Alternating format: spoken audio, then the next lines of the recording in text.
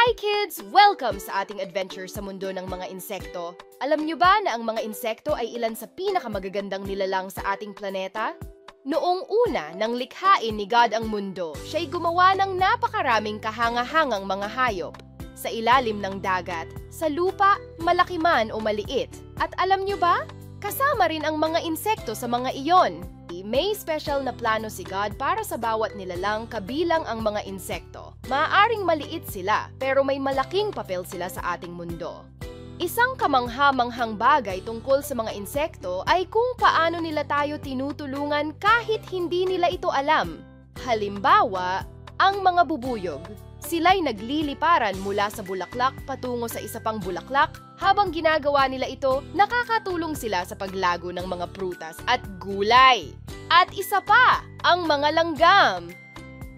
Ang mga mini workers na ito ay parang maliit na tagapaglinis. Nagpapanatili sila ng kaayusan sa ating kapaligiran sa pamamagitan ng pagkain ng mga natirang pagkain at mga organic na mga bagay.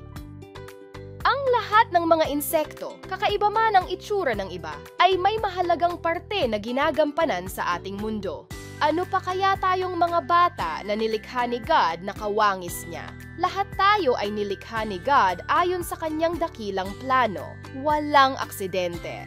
Kaya't tandaan nyo, katulad ng paglikha ni God sa bawat insekto na may tiyak na kakayahan at lakas, ang bawat isa sa inyo ay espesyal at may bahagi sa mundo.